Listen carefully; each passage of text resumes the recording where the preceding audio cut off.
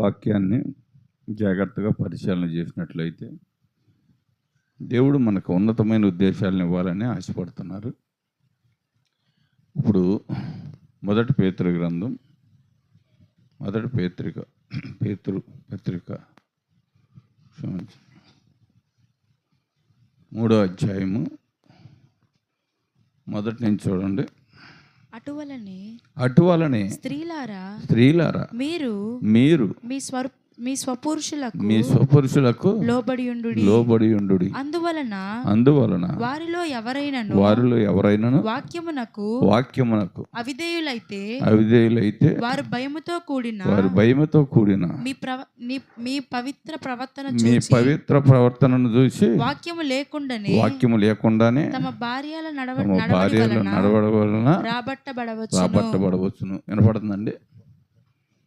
ఇక్కడ స్త్రీల గురించి దేవుని వాక్యం మాట్లాడుతుంది. స్త్రీల గురించేనా ఏమండి? స్త్రీల గురించే కదా. ఎలా ఉండాలంట? పవిత్ర ప్రవర్తనను బట్టి అంటే మరి ఏమనండి, నా మాట వింటలేదు అండి, నేను చెబితే రాడండి అని చెబుతాం అండి. 2000 రూపాయలు చీరబట్టి కొనపోతే ఈ పూట నీకు బోకాళ్ళి అంటే చచ్చినట్టు కొంటాడు. మరి ఆ విషయంలో లోబడుతున్న భర్త ఈ విషయంలో ఎందుకు లోబడతలా అంటే కారణం ఏంటి అంటే మన ప్రవర్తన దేవునికిని గృహానికి అనుకూలంగా లేనప్పుడు జరుగుతున్నవి ఇవి. 3వ వచనం చూడండి. 3వ వచనం, జడలల్లుకొనుటయు బంగారు నగలు పెట్టుకొనుటయు వస్త్రములు ధరించుకొనుటయు వెలుపటి అలంకారము మీకు అలంకారముగా ఉండక సాధువైనట్టు మృదువైనట్టు గుణమును అక్షయ అలంకారం మీ హృదయపు అంతరంగ స్వభావము మీకు అలంకారముగా ఉండవలెను. అది దేవుని దృష్టికి మిగులు విలువగలది. ఏమంటే ఇప్పుడు మన వస్త్రాలు ధరించినప్పుడు ఎవరు చూడాలి ఏమండి? ఒక అమ్మంట భార్యాభర్తలు ఇద్దరు వివాహానికి వెళ్ళాలని, అమ్మాయి వివాహానికి వెళ్ళాలి సిద్ధపడు అని భర్త భార్యకి చెప్పాడంట. అవి ఉన్న వస్త్రాలే అటు ఇటు సరి చేసుకుని వెళ్ళి గవ్వ కాళ్ళు చేతులు శుభ్రం కడుక్కొని అంటే పౌడర్ రాసుకుని మంచిగా వచ్చిందంట. ఇదేంటి మంచిగా అలంకరించుకుని రమ్మని చెబితే ఎలా వచ్చావేంటి అన్నాడంట భర్త. ఏంటండి బాగానే ఉన్నాను కదా అని అందంట. అట్లా కాదు, మనం వెళ్ళేది పెళ్ళికి అమ్మాయి అన్నాడు. ఏమండి, పెళ్ళిలో చూడవలసింది మనుషులు నన్ను కాదు, నన్ను చూడవలసింది నువ్వు. ఏమండి, నేను నీ కొరకు ఏర్పాటు చేసిన వ్యక్తిని, నీ ముందు అలంకరణగా జీవించటం నేను ప్రాముఖ్యత. అంతేగాని నేను ధరించుకునే వస్త్రాలు అంటే అనేకలు చూసి నన్ను ఆకర్షించవలసిన అవసరత నాకు లేదు అని చెప్పిందంట. అంటే నేను నీ దానిని నిన్ను గణపరచాలి, నిన్ను అంటే నా సొంతం కనుక, నేను నీ సొంతం కనుక నిన్ను అలంకరించే రీతిలో ఉండాలి కానీ నిన్ను ఆకర్షించే రీతిలో ఉండాలి కానీ అనేకులకు నేను ఆకర్షణీయంగా ఉండవసరం లేదు అని అందంట. అంటే నెక్స్ట్ వారమే పాపం భర్త చర్చికి వచ్చాడంట. అంటే నెక్స్ట్ మరొక వారం భర్త కూడా చర్చికి వచ్చాడంట. అరే, ఇంత విలువైన భక్తిని నేర్పించటకు ఈ దేవుళ్ళు అంత ప్రాముఖ్యత ఉందా అని చెప్పి చర్చికి వచ్చి అతను వాక్యం వింటాకి ఇష్టపడ్డాడంట. ఇప్పుడు ఆ వ్యక్తిని చర్చికి తీసుకొచ్చింది ఎవరండి? భార్య మాటలు. అవును, వాస్తవేనండి. పురుషుడైనను స్త్రీ అయినను అలంకరణ దేనికి అవసరం? గంగిరెద్దుని అలంకరించేది దేనికండి? ఏమండి, దేనికి అలంకరిస్తారు గంగిరెద్దుని? అంటే 4 కుటుంబాల్లోకి తీసుకెళ్ళినప్పుడు అంటే 4 రకాలుగా కనబడుతుంటే అంటే అది చూడు, గుమ్మ ముందు తీసుకెళ్ళి అయ్యగారికి నమస్కారం చేయమంటే మోకాళ్ళు ఉంచుద్ది అంటే, అవునా కదా? అలంకరణ చేత అది ఆ యజమానుడికి ఏం తెస్తుంది ఆదాయం తెస్తుంది. ఏమంటే స్త్రీలైనను పురుషులైనను అలంకరణ చేయటం వల్ల వచ్చే ప్రమాద సూచిక ఏంటంటే అంటే బట్టలు కట్టుకోవద్దు, వస్త్రాలు వేసుకోవద్దు అని నేను చెప్పనండి. ఎందుకంటే కట్టుకున్నట్టుకే బట్టలు ఉన్నది, అంటే వేసుకున్నట్టుకే వస్త్రాలు ఉన్నాయి. కానీ ఆ ఇతరులకు అలంకరణగా ఉండకూడదనే దేవుని వాక్యం ఇక్కడ మాట్లాడుతున్నది. ఇక్కడ ఏ అలంకరణ కావాలంటుందమ్మా? సాధువైనట్టు, మృదువైనట్టు, గుణమును అక్షయ అలంకారము గల మీ హృదయపు అంతరంగ స్వభావము మీకు ఏమంటే స్వభావం అలంకారంగా ఉండాలండి. ఏమంటే నీ స్వభావం నీకు అలంకారంగా ఉంటే నీ అలంకరణ దేవునికి ఇష్టం అయ్యిద్ది. ఎవరో చూడాలని, ఏమంటే లేకపోతే ఎవరో మనల్ని గొప్పగా చెప్పుకోవాలని, లేకపోతే ఎవరో మనల్ని మెచ్చుకోవాలనో, ఏమన్నా మనం మంచి వస్త్రాలు వేసుకోవటం వల్ల ప్రయోజనం ఉందా? ఏమంటే ప్రయోజనం ఉందా? ఈ చొక్కా ఎన్ని సంవత్సరాలు అయింది తెలిసి కుట్టించి? ఏమంటే 5 సంవత్సరాలు అయింది. 5 సంవత్సరాల నుంచి ఊరు వస్తానే ఉన్నా, తీసుకుంటానే ఉన్నా. అర్థమవుతుందండి? పాత అయిపోయిందని దీని పక్కన ఇలా. ఎందుకంటే ఈ వస్త్రాలకు కాదు కావాల్సింది విలువ, మన జీవితానికి విలువ కావాలి. ఏమంటే మన జీవిత విధానాన్ని జాగ్రత్తగా చూసుకున్నటకు మొదట పవిత్రమైన వాటిని మనం అనుసరించి నడవటకు ప్రయత్నించాలి. ఏమంటే బట్టలు వేసుకునటం, ఏమంటే అలంకరణ చేయటం అవి గొప్పవి కాదు. హృదయ అలంకరణ దేవునికి ఇష్టమైనది. అంటే బట్టలు కట్టుకోవద్దండి అనొచ్చు, కట్టుకోవద్దని అనట్లా, కానీ తగుమాత్రముగా, ఏమంటే తగుమాత్రంగా ప్రవర్తించాలి. నీవు దేవుని మందిరంలోకి వెళ్తున్నప్పుడు నీ ప్రవర్తనను జాగ్రత్తగా చూసుకోమని వాక్యం చెబుతుంది. అంటే ప్రవర్తన చాలా జాగ్రత్తగా ఉండాలి.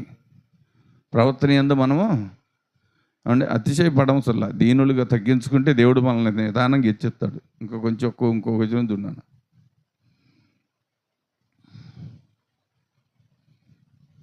చూడమ్మా, ఇంకొక వచ్చిన చూడు కిందకి. అటువలే పూర్వము దేవుని ఆశ్రయించిన పరిశుద్ధ స్త్రీలను తమ సుపురుషులకు లోబడి ఉండుట చేత తమను తాము అలంకరించుకునిరి. ఇక్కడ అందుకని ఆ ప్రకారమే శారా ఏమందో తెలుసా అండి? అబ్రహాముని ఏమందో శారా?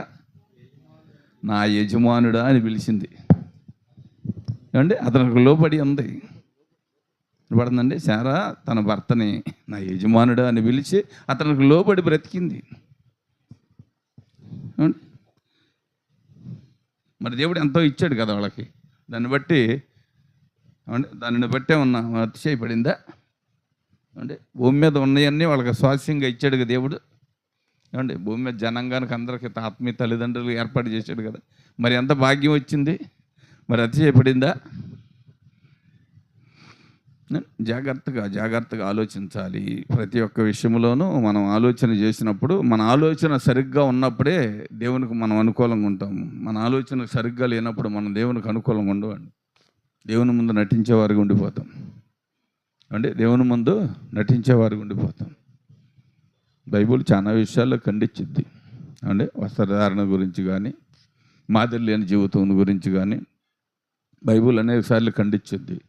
ఆ వాక్యం చెప్పినప్పుడు విశ్వాసుల్లో కొంచెం అసహనం వచ్చింది. సహనాన్ని కోల్పోతుంటారు. అంటే సహనాన్ని కోల్పోయి అసహనం చూపిస్తారు. ఎందుకనంటే ఈ వాక్యం ఎవరి గురించి చెప్పారు అంటే ముందు మనం రాసాం. ఇది ఇప్పుడు బైబిల్ రాసి ఎన్ని సంవత్సరాలు అయి ఉంటుందండి సుమారుగా? అంటే ఈ జీవగ్రంథం రాసి ఎన్ని సంవత్సరాలు అయి ఉంటుంది? అంటే ఇప్పుడు క్రీస్తు శకం వచ్చి అప్పుడే 2025 సంవత్సరాలు అయిపోయింది కదా. అంతకుముందే ఉందగా బైబిల్ ఉందా?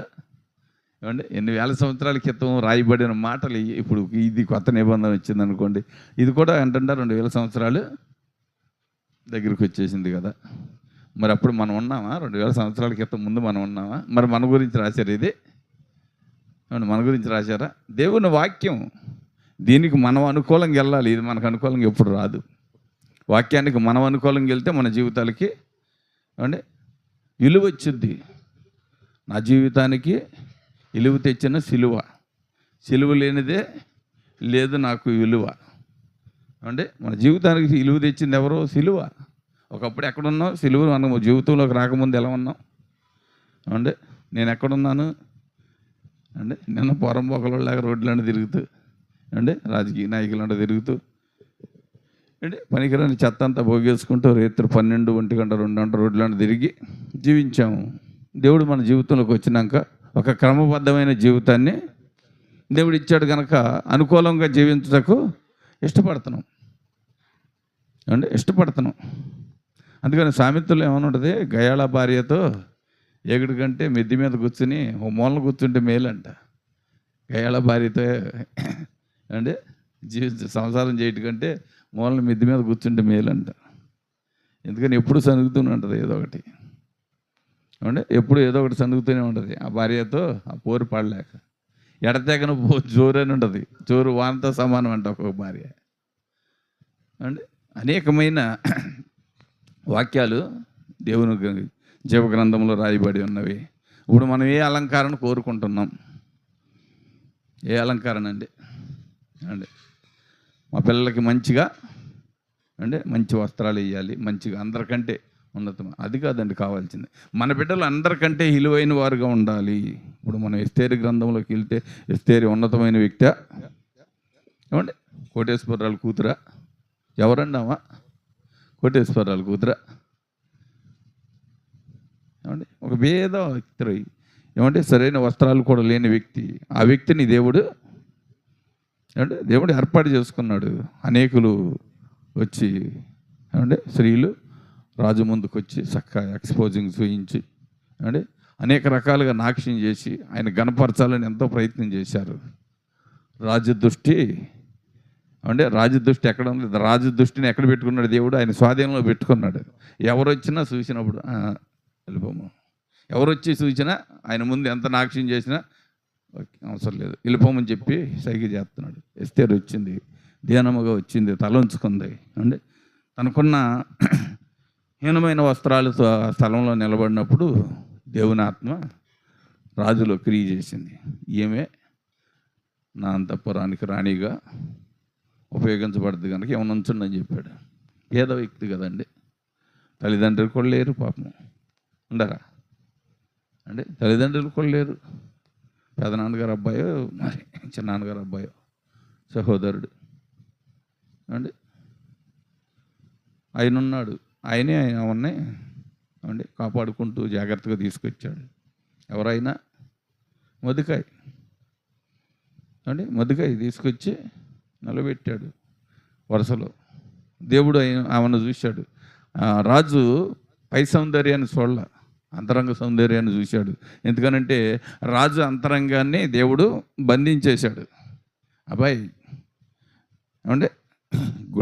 గుణవతి ఈమె, ఏమలో మంచి గుణం అన్నది. ఈమెని నీవు ఈ రాజ మందిరంలో చేర్చుకుంటే మంచిదని ఒక ఆలోచన పెట్టాడు. ఆ ఆలోచన ద్వారా అతను ఆమెను ఆకర్షించాడు. ఇద్దరు అందము మోసకరము, సౌందర్యము వ్యర్థము. ఈ దినాల్లో ఎర్రగా బుర్రగా ఉండాలని చూస్తారు మనుషులు. ఏది మంచిది? ఎరుపు మంచిదా? గుణం మంచిదా? రంగు మంచిదా? డబ్బు మంచిదా? గుణం మంచిదా? డబ్బు ఎక్కువ ఉంటే పెత్తనం చేసిద్ది మన మీద. డబ్బు ఎక్కువ ఉన్న కోళ్ళు వచ్చిందనుకోండి, అత్తగారి మీద మామగారి మీద పెత్తనం చేసిద్ది. మనకంటే తక్కువ వ్యక్తి వచ్చిందనుకోండి, మనం జ్ఞానవంతులం అయితే వాళ్ళ జ్ఞానాన్ని నేర్పుతాకు అవకాశం కుదురుద్ది. అదే ఉన్న వ్యక్తి అనుకోండి, చెప్పేవాళ్ళు ఎలా మాకు తెలుసు కానీ నేను కొనుక్కున్నాము ఆయన్ని, నువ్వెవరు? నువ్వు చెబితే నేనేంటి? అంతే కదండి. ఇప్పుడు సంతలోకి వెళ్ళాము ఉదాహరణకి, మంచి ఎడ్డు కనపడి అనుకోండి, పొలం దున్నుకుంటాకి డబ్బులు ఎట్టుకుంటాం. కొని అవతల వ్యక్తికి మనం గరణంగా చెబుతాం, ఏంటో ఊరిని ఇచ్చామండి, వాళ్ళు ₹1,00,000 జత డబ్బులు ఎట్టు కొనుక్కున్నా అంటే అమ్ముడిపోతున్నాం మనం. డబ్బుకి అమ్ముడిపోవటం వల్ల వాళ్ళు పెత్తనం చేస్తున్నారు. అవునా జయమా? వాస్తవం కదా. ఎప్పుడైతే అమ్ముడిపోతామో అప్పుడు వారు పెత్తనం చేస్తారు. మనం జాగ్రత్తగా ఉంటే వారు మనకి లోబడతారు. పొద్దున్న సహోదరుడు చెప్పాడు కదా, నయోమి వార్ప ఋతువుని గురించి చెప్పాడు కదా. చెప్పాడా? ఋతు ఎవరిని నమ్మింది? ఋతుకి ఎవరి భయం ఉంది? దేవుని భయం ఉంది. సరే నేను కూడా వెళ్ళిపోతాను, వృద్ధురాలైన నా అత్త ఏమైపోద్దు, సరే ఏదో జరిగిపోయింది, అది మా టైం బాగాలేదనుకుంది. అంటే తనకు కట్టుబడింది, నీ దేవుడే నా దేవుడు, నీ జనమే రాజనము, నీవు నిన్ను పాతిపెట్టిన స్థలంలో నన్ను కూడా పాతిపెట్టాలి, నేను అక్కడే ఉంటానంది. అంటే ఓర్ప ఏం చేసింది, అక్క మంచి శ్రేష్టమైన జీవితాన్ని ఇచ్చావు అత్తగారు అని ఒక ముద్దు పెట్టుకుని అంటే రెక్కలు కట్టుకుని ఎగిరిపోయింది పక్షిలాగా. అర్థమవుతుందండి. ఈ దినాల్లో మరి కట్నం తెచ్చండి కోడళ్ళు కూడా అంతే అంటే, ఉంటే నాతో ఉండమను, లేదనుకుంటే గుడ్ బై నీకు నీ కొడుకు అని చెప్పి వెళ్ళిపోతారు. ఎందుకని బంగారం తెచ్చిద్ది, డబ్బు తెచ్చిద్ది, అంటే మంచి రంగు తెచ్చిద్ది, అంటే మంచి హోదా తెచ్చిద్ది, అయ్యే గొప్ప. అదే తగ్గించుకున్న ఎస్తేరి రాజగృహంలోకి కూడా భయపడకుండా వెళ్ళింది. ఎందుకు వెళ్ళిందంటే తన ప్రజలను కాపాడుకున్న కొరకు, అంటే యోధులను కాపాడటం కొరకు. రాజు శాసనం ఏమనుంది, ఎవరైనాను రాజ్ఞాజ్ఞ అపాయింట్మెంట్ లేకుండా ఎవరైనా ద్వారబంధం దగ్గరికి వస్తే తల నరికి ద్వారబంధానికి ఏడాలు కట్టాలి. అలాంటి పరిస్థితులు ప్రమాదంలో కూడా అంటే లెక్క చేయకుండా వెళ్ళింది. ఎందుకు వెళ్ళింది, తన ప్రజలను కాపాడుకున్నట్టు కొరకు. ఏమో నేను సుఖభోగాలతో బ్రతుకుతున్నాను కదా, చక్కగా ఆస్తి తొలదూగుతుంది కదా, నేను బాగానే ఉన్నా, వాళ్ళు ఏమైపోతే నాకెందుకు, దేన దరిద్రులు అనుకోలేదండి. ప్రజలను కాపాడుకోవాలి అంటే ఒక క్రైస్తవ జీవితం కూడా అంతేనండి. ఒక ప్రార్థనాపరుల జీవితం కూడా అంతే. కుటుంబం కొరకు వారిని తగ్గించుకోవాలి. అందుకే అన్నాడు, ఒకవేళ నువ్వు రాజభవన్లో ఉన్నావని నీవు అనుకుంటున్నావేమో, కానీ మమ్మల్ని కాపాడగలిగిన మా దేవుడు మాకున్నాడు, మేమేం భయపడం, జాగ్రత్త అని చెప్పి వార్నింగ్ ఇచ్చాడు. బతిమలాడా అంటే క్రైస్తవుడు బతిమలాడు ఎవడు ఉంటాడా అంటే, జీవము గల దేవుడు ఉన్నాడు, ధైర్యంగా మాట్లాడాడు. అందుకనే మన జీవితంలో ప్రతి ఒక్కదానిని నీవు నేను జాగ్రత్తగా చూసుకోవాలి. ఇప్పుడు మనం పాత నిబంధనలు చూస్తే ఏమండి, 2 ప్రవక్తనీయులు ఉన్నారు. ఎవరెవరు చెప్పగలరా? 3. ఏమండి, దిబోరా కూడా రాజులకి ఎంతో సహాయం చేసింది తెలుసండి. దిబోరా ద్వారా అంటే ఎంతో సువార్త, ఒక వలత, మిరియాము, 3 ప్రవక్తనీయులే. ఏమండి, మరి కొత్త నిబంధనలకు వచ్చేటప్పటికి ఏమండి హిజ్కియా, అకుల్య, వాళ్ళు ఏమన్నా సేవ చేసిన వ్యక్తులు కూడా కాదు, వాళ్ళు సంఘ పెద్ద ఆయన, సంఘ పెద్ద భార్య భర్తలు ఇద్దరు కలిసి ఎంతో పనిచేశారు.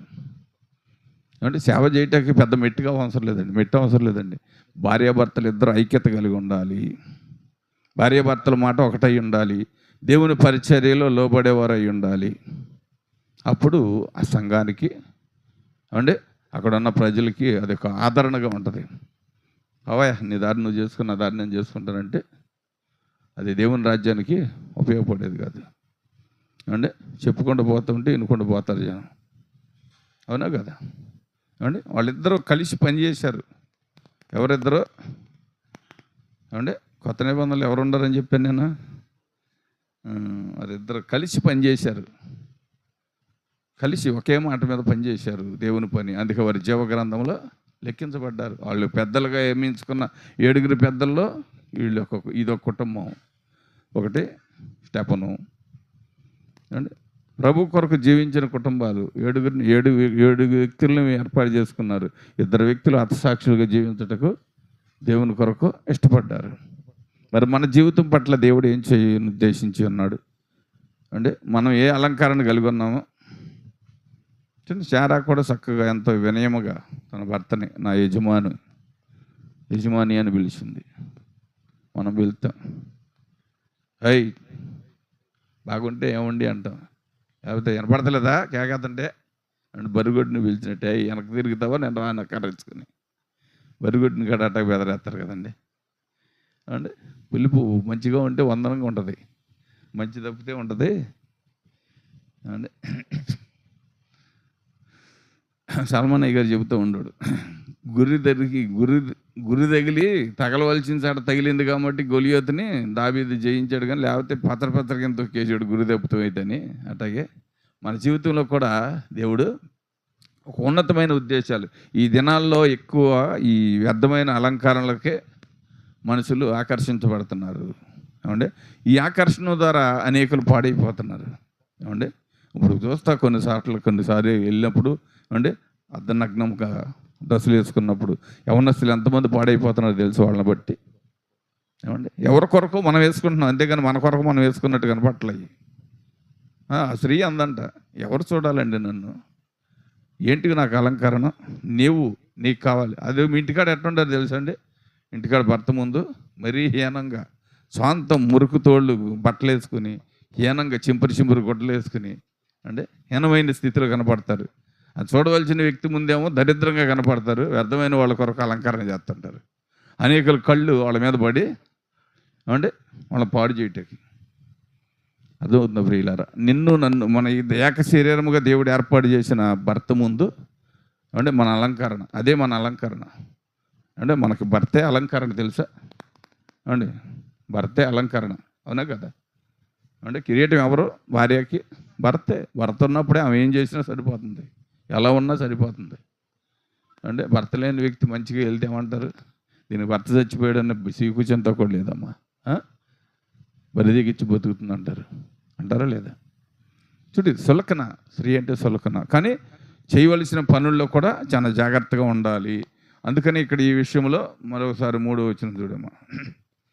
జడలు అల్లుకొనుటయు, బంగారు నగలు పెట్టుకొనుటయు, వస్త్రములు ధరించుకొనుటయు, ఎలుపటి అలంకారము మీకు అలంకారముగా ఉండక సాధువైనట్టు మృదువైనట్టు అయిన గుణమును అక్షయ అలంకరణ గల మీ హృదయపు అంతరంగ స్వభావమును మీకు అలంకారముగా ఉండవలను. వినపడుతుందండి. ఇప్పుడు పాడైపోవడానికి కారణం కూడా ఇంకోటి చెబుతాను నేను.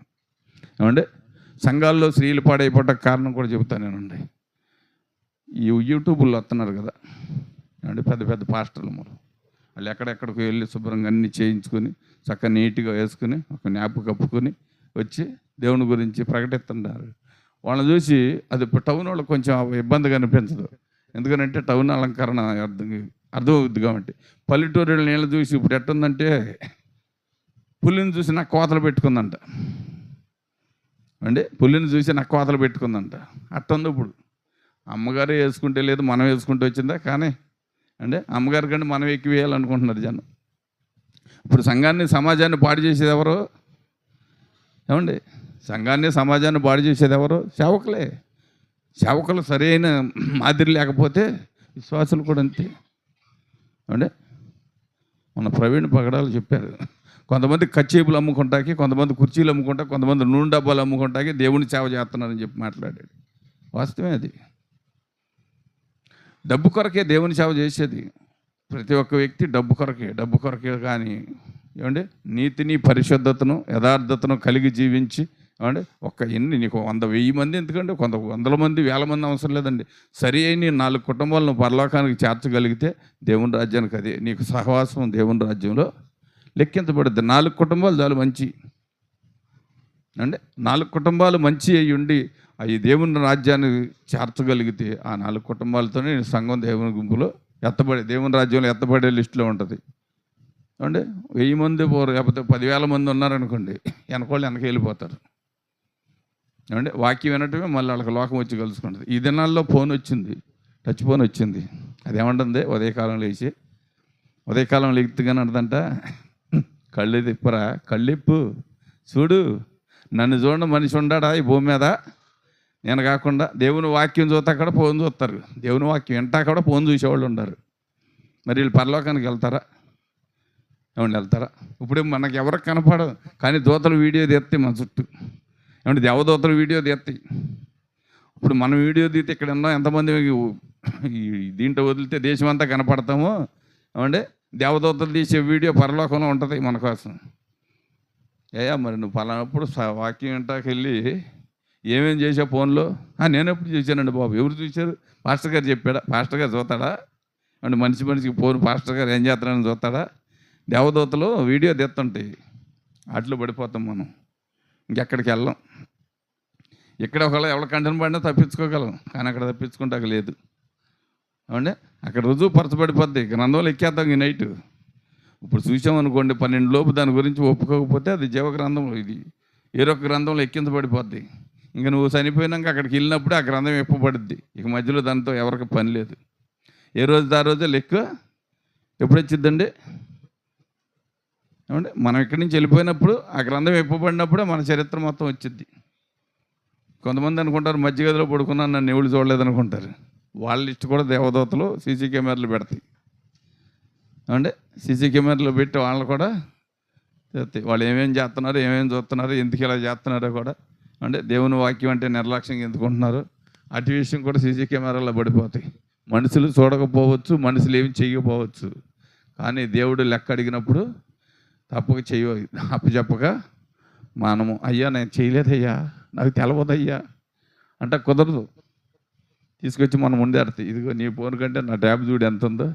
ఏమంటే మరి పెద్ద ట్యాబ్ ఎంత ఉండదు కదా, అంటే దేశం అంతటిని భరించాలి కదా, పెద్ద ట్యాబ్ ఉంటుంది ఆయన దగ్గర, ఆ ట్యాబ్లో కుట్టేస్తాడు. అంటే మన బయలు మొత్తం చూపిస్తాడట. గోడ కింద నుంచి పైకి ఎడబెట్టి ఎడ జరుపుతూ ఉంటాడు. మనం జరుపుతున్నాం గిట్ట, వాళ్ళు ఎడ జరుపుతుంటారు కింద నుంచి పైకి. ఇదిగో ఇదిగో పలానా రోజు, పలానా తారీఖు, పలానా డేటు, పలానా టైము, పలానా నిమిషాలు, సెకండ్లతో సహా పడిపోతాయి. కాదని చెప్పగలమా? చెప్పడానికి అవకాశం ఉందా? పోనీ మనం ఎదురు మాట్లాడడానికి అవకాశం ఉందా? పోనీ అక్కడ సరి చేసుకోగలమా? అంటే అక్కడ సరి చేసుకుంటే అవకాశం ఉందా? లేదుగా. అక్కడ సరి చేసుకుంటే అవకాశం లేదు. ఎందుకని? శరీరం లేదు, ఆత్మ ఉంది. ఆత్మ ఎందుకు పనికి వచ్చింది? అంటే మనిషి చనిపోయినప్పుడు ఆత్మ వచ్చి ఏడుతున్న బంధువుల చుట్టూ తిరుగుద్ది. నేను బాగానే ఉన్నాను మీరు ఏడవద్దు, నేను బాగానే ఉన్నాను మీరు ఏడవద్దు అంటూ ఉంటుంది. అన్నప్పుడు దానికి స్పర్శ ఉండదు కాబట్టి ఆత్మ గాలి. ఇప్పుడు ఈ గాలి మనకు వస్తుంది, చల్లగా అనిపిస్తుంది, కానీ దాని నుంచి ఏమవుతుందో మనకు తెలియదు. అది కూడా అంతే.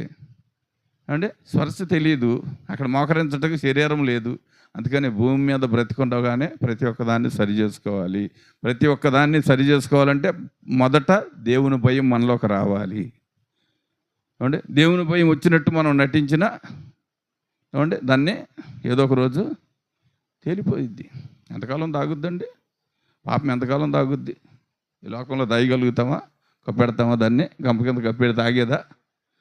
అంటే రహస్యమందున్న ప్రభువుకి మరుగైంది ఏదీ లేదు. అందుకని జాగ్రత్తగా ఉండాలి. ఇవాళ దేవుని సేవకులను బట్టే సంఘాలు పాడైపోతున్నాయి.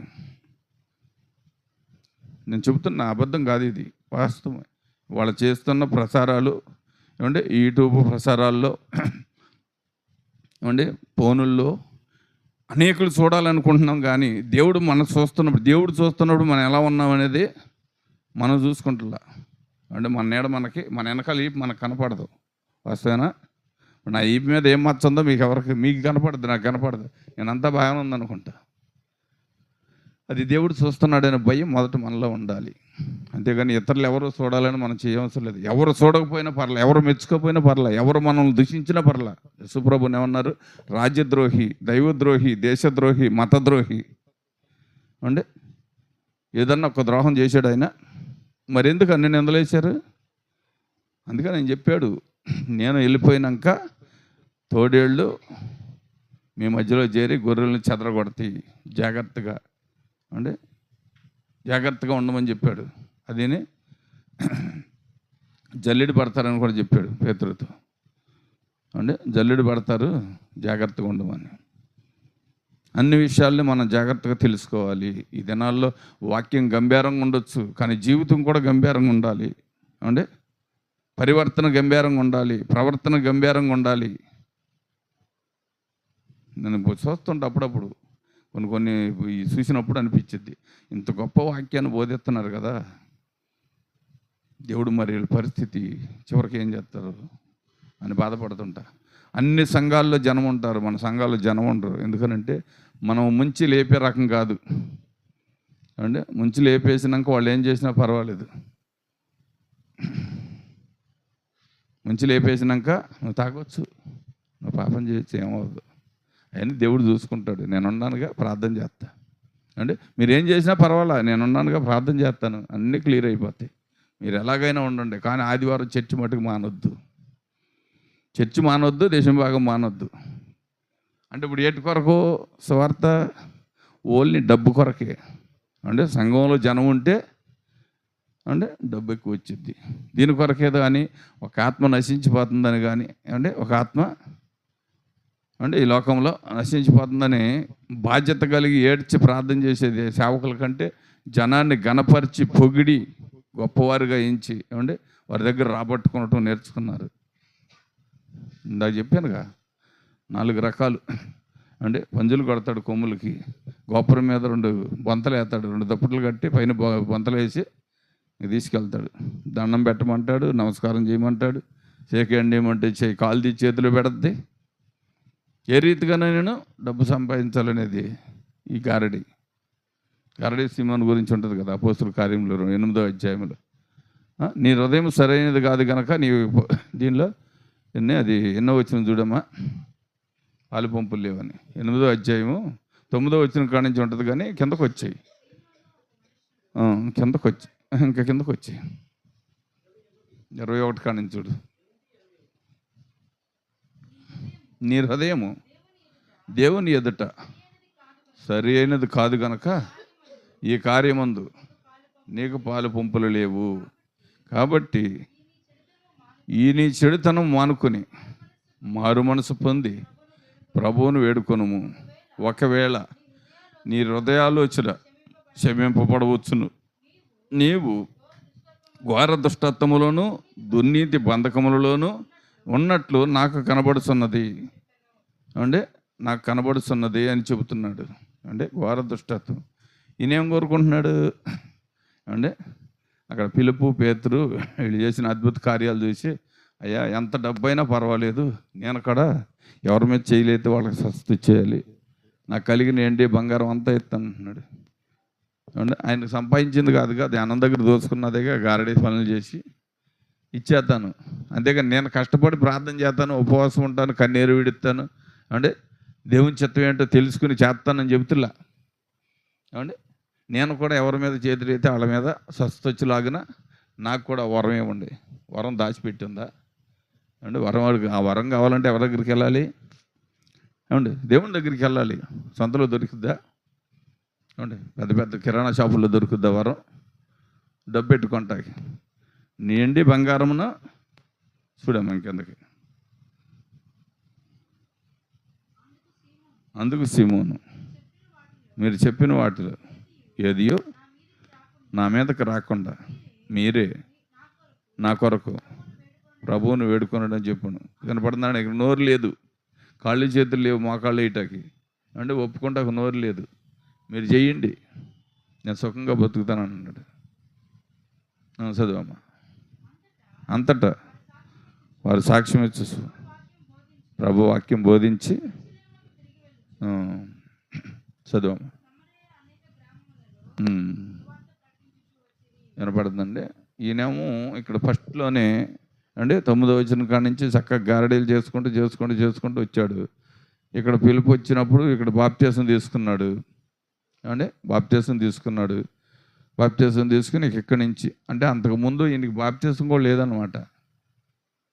అంటే బాప్తీసం కూడా లేదు, గారడీలు చేయటం నేర్చుకున్నాడు.